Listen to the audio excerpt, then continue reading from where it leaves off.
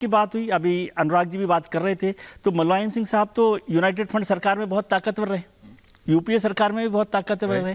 क्या उनके पास ये मौका नहीं था कि चौधरी चरण सिंह साहब जो किसानों के बड़े नेता, मुलायम सिंह जी उनको मानते थे, इसमें कोई बात नहीं है, लेकिन वो समाजवादी विचारधारा चौधरी चरण सिंह की और मुलायम सिंह जी की पार्टी की जो विचारधारा है, उसकी परेशानी, अनुराग जी की परेशानी चौधरी चरण सिंह साहब को भारत रत्न देने की नहीं है। इसके बाद जो आज पॉलिटिकल डेवलपमेंट हुआ है, जयंत चौधरी साहब इंडिया गठबंधन छोड़ के भारतीय एनडीए गठबंधन में जाने की तैयारी कर चुके हैं, वो उनको तकलीफ दे रहा है, उसकी बात नहीं हो सकती। और स्वामीनाथन साहब का जिक्र करना तो बहुत महत्वपूर्ण है कि उनकी हरित क्रांति कब हुई थी। हरित क्रांति के जनक माने जाते हैं डॉक्टर एम एस स्वामीनाथन। तो डॉक्टर एम एस स्वामीनाथन ने जो हरित क्रांति की वो कांग्रेस की सरकारें रही उस वक्त, उसके बाद लगातार कांग्रेस सरकार रही, कांग्रेस सरकार ने कभी उनको दिया। हाँ, तो उनका कंट्रीब्यूशन को उस तरह से नहीं किया गया। और इसको मैं महत्वपूर्ण मानता हूं कि राजनीति के हिसाब से भी देखा जाए तब भी दूसरी विचारधारा के, राजनीतिक विचारधारा के लोगों को देना और ज्यादा मुश्किल काम है, चाहे वो प्रणब मुखर्जी हो, चाहे ये चौधरी चरण साहब हो, नरसिम्हा राव, बिल्कुल मदन मोहन मालवीय भी, मदन मोहन मालवीय जी भी पंकज जी अध्यक्ष रहे हैं। तो उन सबको ये देना भले ही राजनीति हो। और आज आप क्या सोच रहे हैं, पीवी नरसिम्हा राव को देने से आंध्र प्रदेश में भारतीय जनता पार्टी की सरकार बन जाएगी, ऐसा आपको लगता है? मेरे को नहीं लगता, लेकिन क्या पता पंकज जी कुछ कहना चाह रहे हो। पंकज जी, सुधांशु जी आ रहा हूं, उसके बाद पंकज जी, अनुराग जी आ रहा हूं, त्रिपाठी जी आ रहा हूं, पंकज शर्मा जी। चौधरी चरण सिंह जी को भारत रत्न दिया, अच्छा किया, राजनीतिक नजरिए के कारण दिया, ये ज्यादा अच्छा नहीं किया। आफ्टर थॉट है, साफ साफ दिखाई देता है, वरना 2-4 दिन पहले दे देते। और चौधरी 2-4 दिन छोड़ो, मैं तो कह रहा हूं 10 साल पहले दे देते, आपने नहीं दिया। 2-4 दिन छोड़िए, 10 साल पहले दे देते सर, जब उनके सुपुत्र कांग्रेस के साथ अलायंस में थे, कौन कौन से मंत्रालय थे उनके पास, तब दे देते सर। 2-4 दिन छोड़ो, 10-12 साल पहले दे देते, नहीं दिया। 2019 के बाद एक भी भारत रत्न नहीं दिया। 2024 के चुनाव आए तो 5 भारत रत्न दिए। अब चौधरी साहब को चूंकि देना था, अगर उनको नहीं देना होता और अकेले उनको देते आफ्टर थॉट के बाद, आफ्टर थॉट होते हुए, तो ज्यादा चर्चा होती। इसलिए एम एस स्वामीनाथन और नरसिम्हा राव को भी दिया, वरना न एम एस स्वामीनाथन जी को देते न नरसिम्हा राव जी को देते। आप उस प्रोसेस में थे क्या पंकज सर? अब चूंकि कमंडल को सम्मानित करना था, तो इसलिए मंडल को सम्मानित करना जरूरी हो गया, वरना शायद कर्पूरी ठाकुर जी को भी नहीं देते।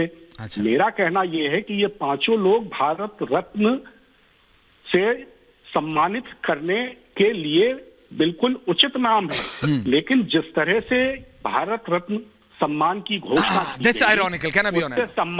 उससे सम्मान बढ़ा या सम्मान थोड़ा कम हुआ।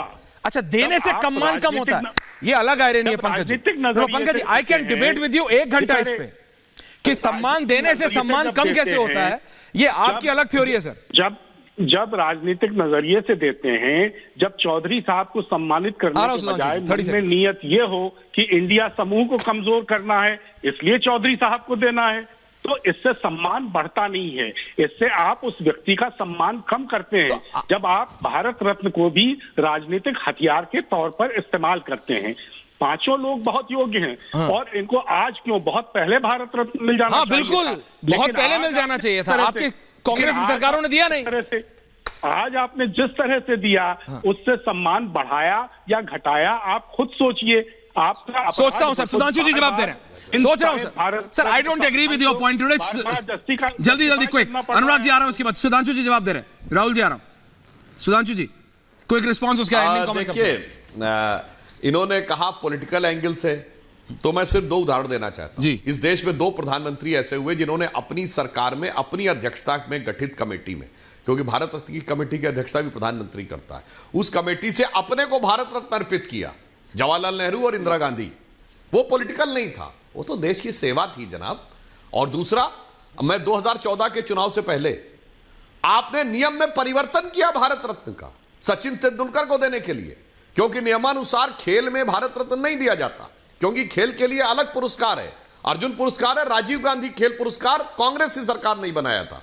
जैसे कि सिविलियन अवार्ड के अलावा मिलिट्री अवार्ड अलग होते हैं, परमवीर चक्र होता है, मगर इनको छटपटाहट थी कि शायद सचिन तेंदुलकर को दे दे तो युवा साथ में आ जाए, मगर युवा तो साथ में नहीं आया, वो मोदी जी के साथ रहा। आपने रूल चेंज किया, और कह रहे वो पॉलिटिक्स थोड़ी थी, वो तो भारत का सम्मान था। इसलिए जितने जतन से आप भारत रत्न को कमतर आंकने की कोशिश कर रहे हैं, उसी वजह से आपका पतन हो रहा है।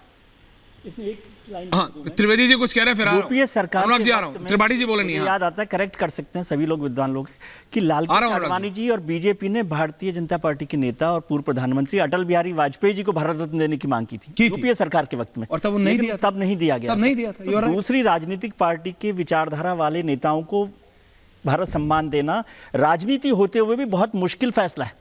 इट्स नॉट दैट इजी, आसान नहीं है। बोलना है कि ये पार्टीजन पॉलिटिक्स से ऊपर हटके है, ऐसे है वैसे, लेकिन होता नहीं है। त्रिपाठी जी अभी तक बोले नहीं है। त्रिपाठी जी,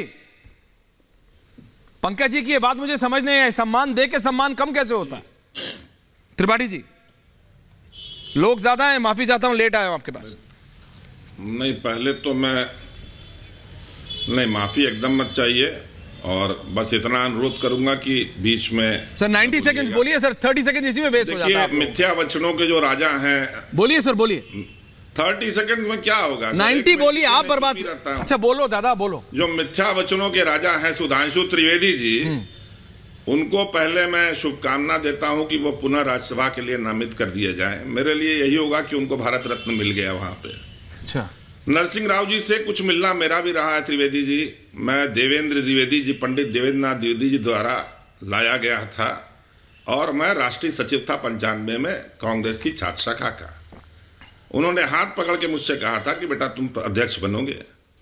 मैंने आप ही जैसा प्रश्न पूछा था कि बाहर तो लोग कहते हैं, लोग सुनते नहीं है, तो उन्होंने कहा कि बाहर की बातों पे मत जाओ, जो नेता होता है वो नेता होता है। और ये बात जब वो हटे प्रधानमंत्री से मैं मिलने गया, तब भी मैंने उनसे पूछा, अब क्या लगता है आपको? बोले कि जो नेता मानते हैं मानते ही हैं, और इस मुगालते में कभी बताना कि कोई अगर किसी को नेता न माने तो वो शीर्ष पे पहुंच जाएगा। शीर्ष पर वही पहुंचता है जिसको नेता है। एक सज्जन बोल रहे थे, उनका जवाब मैं देता हूं कि अगर नरसिंह राव जी को 4 से 14 में भारत रत्न नहीं दिया गया, तो उनका दाहिना हाथ आर्थिक सुधारों के बादशाह मनमोहन सिंह प्रधानमंत्री थे, जो भी भारत रत्न है। हाँ, अब की बार भारत पूछता है यार, भारत बोलता है यार कि अब की बार चुनाव रत्नों की बहार। कहा जाता है ना कि रीड बिटवीन द लाइन, सफेदी पढ़िए, तो हम लोग तो सफेदी पढ़ रहे हैं सर। अभी MS स्वामीनाथन पे बात हो रही थी, 67, 72, 89 पद्मश्री, पद्म भूषण, पद्म विभूषण, और इतू से चूक गए बेचारे MS स्वामीनाथन जी। या तो ऊपर वाला भगवान सुन लेता, या नीचे जो मोदी जी भगवान बने बैठे हैं वो सोच लेते, चुनाव पहले हो जाता। 28 सितंबर 2023 को स्वामीनाथन जी गोलोकवासी हुए।